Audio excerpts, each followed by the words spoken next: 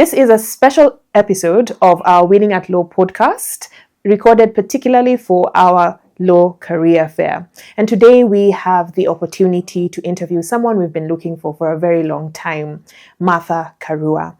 And in particular, we are talking about the lawyer as a captain of economy. Martha Karua, Senior Counsel, it is such an honor to speak to you. Thank you for making the time. It's my pleasure. Now, I am interested in knowing, admitted in 1982? Yeah. April the 19th. April the 19th? Yes. 1982. Yes. That makes that 43 years? Yeah. 43 years since your admission to the bar, and you're still an active practitioner. Yes. You have just come from court. Not exactly an active practitioner. I keep my practicing certificate current. Yes. And I do pro bono matters of public interest, whether in Kenya, Uganda, or Tanzania. If you see me going to court, it's a pro bono public interest matter. I don't practice ordinarily. Fantastic. Yeah. I love that. Yeah. Now, who was your pupil master? J.D. Muremi, a very fine advocate. This is a special episode of our Winning at Law podcast, recorded particularly for our law career fair. And today we have the opportunity to interview someone we've been looking for a very long time, Martha Karua.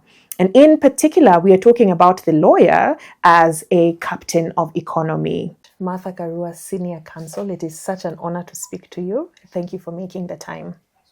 It's my pleasure. Now, I am interested in knowing, admitted in 1982? Yeah. April the 19th.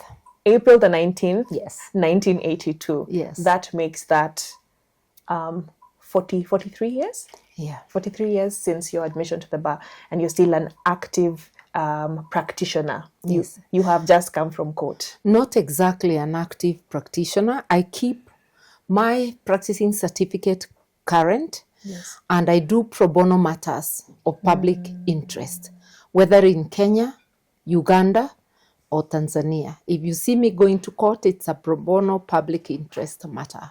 I don't practice ordinarily. Fantastic. Yeah. I love that. Yeah. Now, who was your pupil master? J.D. Muremi, a very fine advocate. Yeah. Excellent. And I believe he's still in practice. Wow. Yeah. What do you remember as the highlight of your pupillage? I think, I don't know, one of the things I learned from him is to take work seriously, prepare for each brief. For him, there was no big or small brief. He was meticulous in his preparation, getting ready with the case law, getting ready with the facts. He taught me how to get ready, to really get up for a case. So now your life has a lot going on. You have a political career, you're a leader. How do you manage to balance all of these things and still be prepared enough for your pro bono matters? My pro bono matters are not many, and I'm at that stage where you will have an assistant who will do the research, who will do the running around. I do not file matters in court. Mine is to just appear and argue. If it is in Kenya, the matters I've done most are with the Law Society of Kenya. They file, they have an advocate on record. I appear. I've done matters with the Kenya Human Rights Commission. They'll have an advocate on record. I'll appear. So no filing. And if research is needed, I can do research on my iPad or computer, but there'll be supplementary research. If authorities need to be photocopied or looked for, there'll be other people assisting with that. So I'm at that stage where I do not have to have a legal office with staff to help me do that work.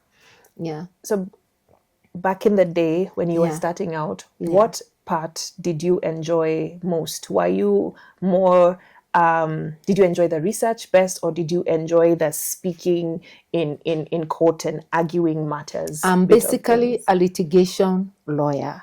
And that is why my being a lawyer, being a member of parliament, gelled so well, because it's the art of representation. In court, you understand your client's case and you articulate it. You look at the law and see how to get your client's case heard and heard successfully. In parliament, you're listening to your constituents and you are representing their cases. If it's lawmaking, being a lawyer puts me ahead of others in the process of lawmaking, in understanding the law, even in articulation, because as a litigator, articulation, you become a better litigator if you are strong in articulation. So the two professions go so well together. Thank you very much for going there, because that was that's our main question. Lawyers as leaders of economy, whether it is political economy or social economy, financial economy. So what exactly is it within the process? Because this is for law students and young lawyers. What is it within the process of becoming a lawyer that really primes you to be a leader, let's say a political leader at national level? I think it's not just being a lawyer. It's who you are. As a person. Because as a person, because to lead, you have to be self-made, not really self-made, but a go-getter. Yes. You have to be ready to initiate things. You have to be able to inspire kujituma others. Lazima ujitume. Huwezi kungojea. Yes. And even before I had thought of becoming a member of parliament, as a young lawyer employed by the judiciary, we used to get an average of 3 cases. And these are very small cases with 2 to 3 short witnesses, police witnesses, and maybe 1 civilian. It's theft from person,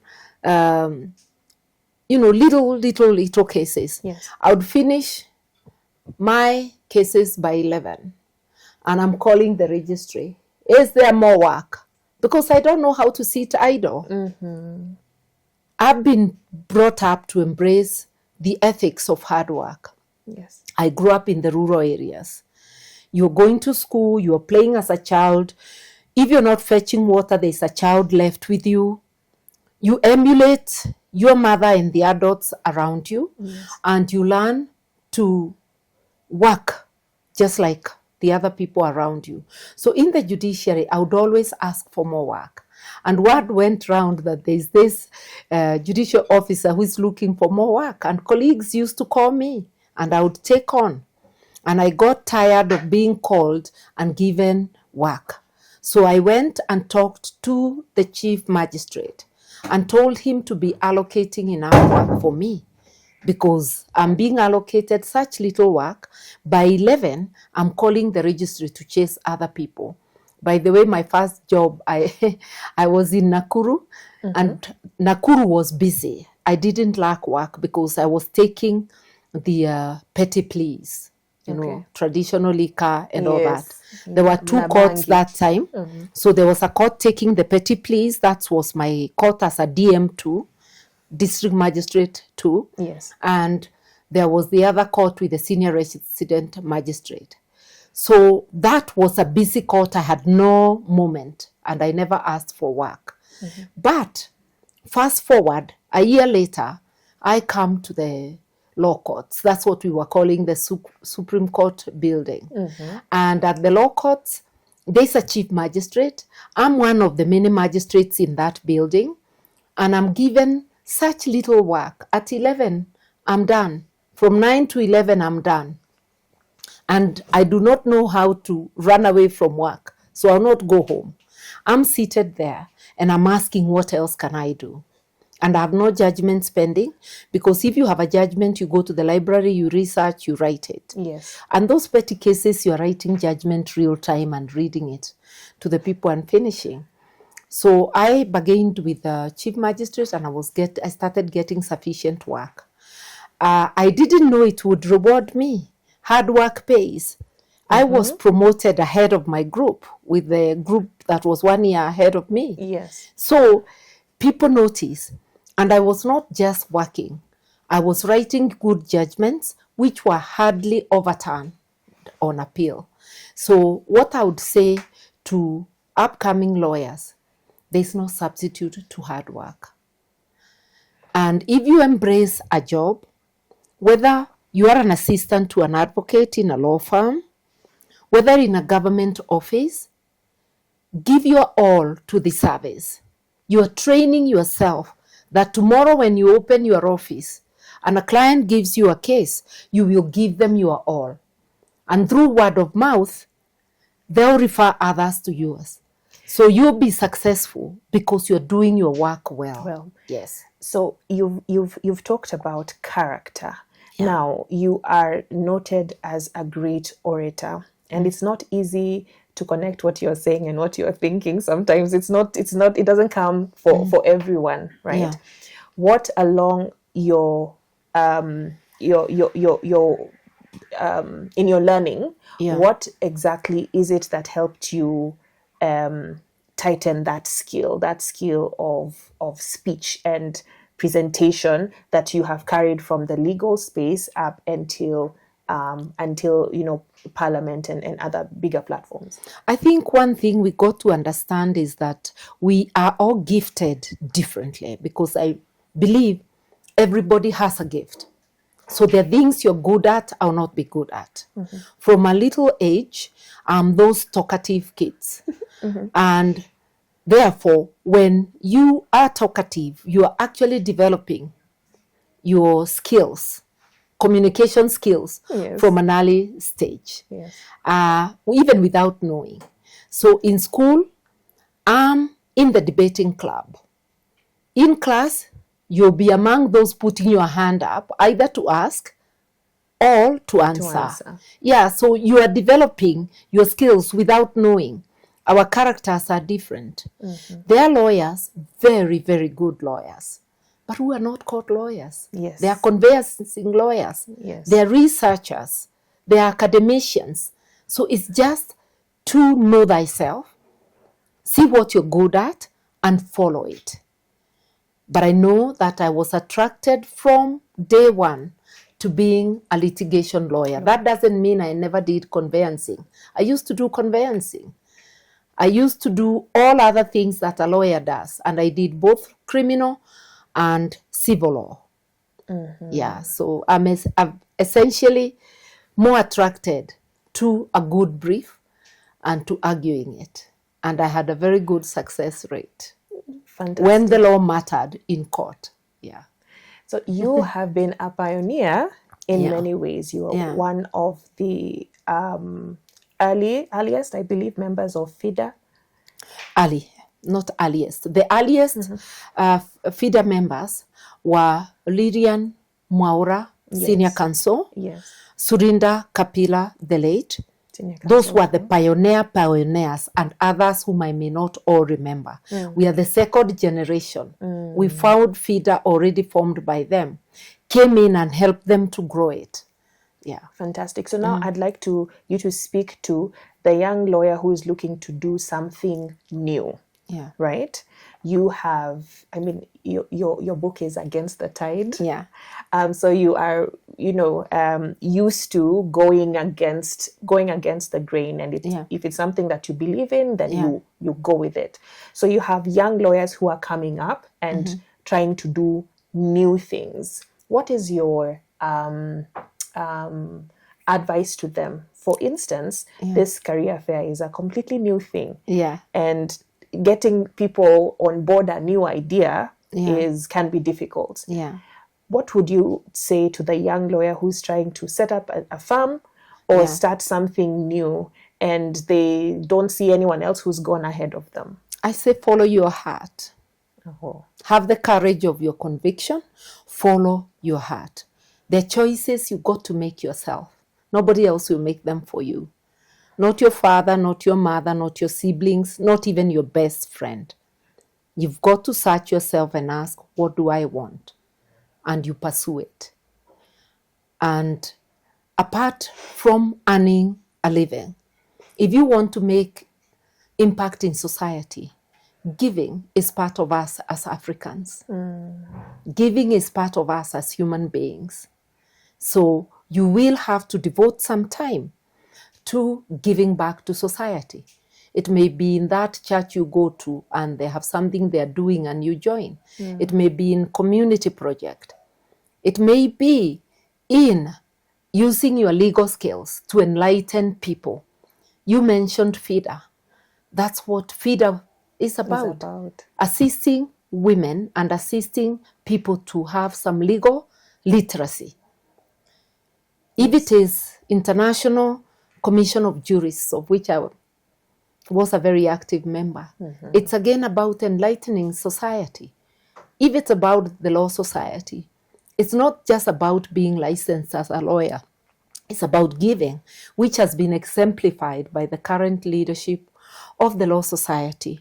You have seen them really assist Kenya to remain on the path of rule of law. Yes. Even when law enforcement agencies break the law, even when those in power break the Law Society has become an anchor of society in the pursuit of justice. And those are pro bono matters. Exactly. Yeah. So, and I have seen, and I'm really very happy, many lawyers countrywide support the society, go to court to represent, because the leadership wouldn't be able to do it without the support of members. Yeah, they cannot be everywhere. So there has to be that element of giving. Even when I went into politics and we were challenging the government on their excesses as council members of the Law Society, it was giving to society, assisting the society in matters rule of law. And who will understand better than a lawyer when the government of the day steps out of line? When they are violating either the laws of the land or the Constitution, even taking up that pro bono case and challenging executive actions in the court. Yes. And sometimes, even if it's a paid brief, advocating for something in court is similar to advocacy in activism, because if it is reported, it enlightens people. Oh, you can challenge. Yes. You know, when I went to East Africa, after I failed to get justice for my gubernatorial petition in Kenya, and I went to the Court of East Africa, most people didn't know that court existed. Yes. Look at how many cases are being taken there. Yes, I didn't go there to get the seat of governor. I went to be affirmed that Kenya denied me justice. And that's not a very nice thing for the Supreme Court to have on its record. Yes. Yeah, so at least even name, shame, call out, it's still something. So when you are standing there as a lawyer, explaining in a public forum or in a court of law, and it's reported, or even those who go to the media houses, you are enlightening the public, you're giving back. Yeah. So then that means that being a lawyer requires you to be quite brave. I think everything in life requires bravery. Even when you get into your car and drive to the road, you need to be brave, because you know things can occur. Yes. Accidents do occur. But then accidents also happen in the comfort and safety of our homes. Yes. You know? Yes. We live by the grace of God. All you are required is to take care where you can, and the rest you live. So everything requires courage. Courage, commitment, determination.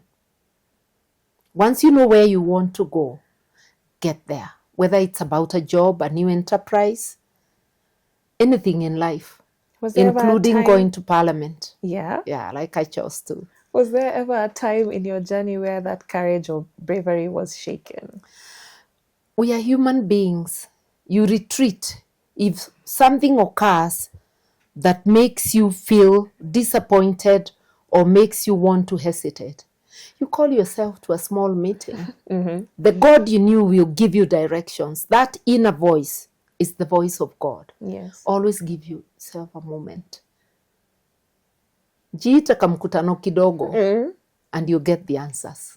Yeah. Fantastic. So practically, Yeah. so you joined public service. You are our Minister for Justice and Constitutional Affairs. Firstly, Minister for Water, Resources, Yes. and Irrigation. Wow. A discipline I didn't study, but if you listen when you are getting that degree, you are told this gives you the power to read Yes. and everything that appertains to that degree. To that degree. So it gives you the power to even go and search and know more. So I was Minister for Water without being a hydrologist. Yes. But I was able to get information enough to help me steer the water sector reforms successfully and to steer governance successfully, better governance in water.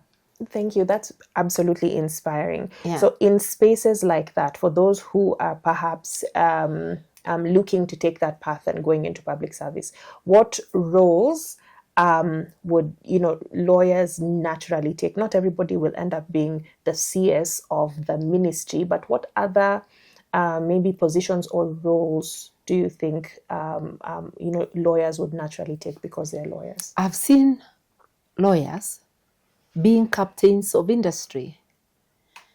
I've seen being managers. Yes.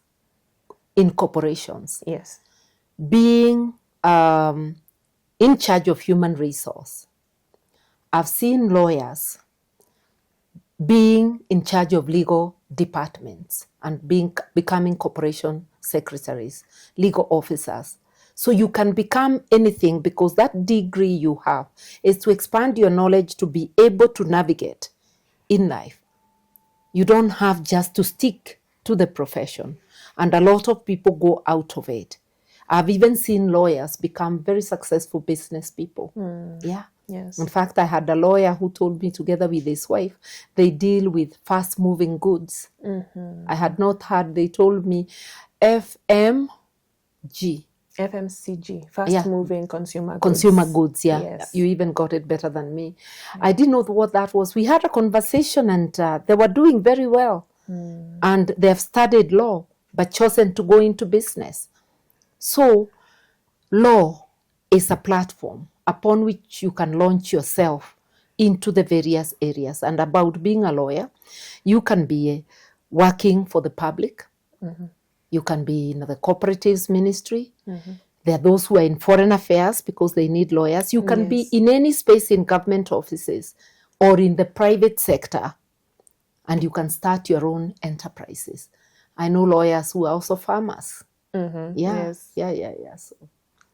Thank you very much. So our theme is becoming wakili because according to us, everyone, whether you've just been admitted to the bar or you're 42 years in, we are all becoming. Yeah. So what are you becoming? Let me say this, that becoming wakili is a daily thing because you must keep on increasing your knowledge. And that's why in the legal profession, there is the continuous learning, which they give you points on to be able to get your certificate. But when you're past 65 like me, you're exempt from that. But even me, to prepare for a case, I'll be researching and seeing whether any new thing has come up, comparing the jurisprudence in our space and in other places. It's always a learning process. If you feel you have arrived, then you miss something. So we continuously are becoming wakili, improving ourselves. Of course, you've become wakili when you get admitted. Yes. But it's a lifelong journey, learning and improving yourself. So I'm still improving my skills. Excellent. Yes. I'm curious, do you have a particular method when you're working on a case? Just research, know your facts, know your law, and see what are the salient areas. Like we were waiting to cross-examine a certain witness whom I will not name in one of the cases I'm doing with the Law Society. And I woke up at 3 a.m. to fashion my questions, write them down, and then went back to sleep. And when I used to practice, I won my cases at night. That idea, that will be the turning point, comes at night. At night. You sleep thinking about the whatever, and somewhere I'll wake up and I'll note down something and go back to sleep. Yeah. Fantastic. That's a fantastic nugget. Now, Yeah. I'd ask you to Yeah. look into the camera and inspire the young lawyers who are watching, Yeah. and let them know they are the future. Once they get admitted to the bar, they are the future CJ, they are the future president. Right now, there's a lot of, let me say, youth activism, very present citizens. Yeah. Do inspire them as lawyers who are growing into leaders of this country. I'll just say, believe in yourself. That certificate you'll get as wakili, first, the degree in law. Secondly, the professional certificate. You're equal to any, so long as you continue improving yourself, you understand yourself, know where your strengths are and what you are pursuing. Believe in yourself, because if you don't, nobody else will believe in you. No shortcut to hard work. You'll be anything you want to be.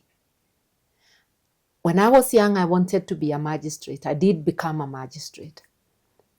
I hit private practice and I was doing fairly well. I desired to be a member of parliament. I became.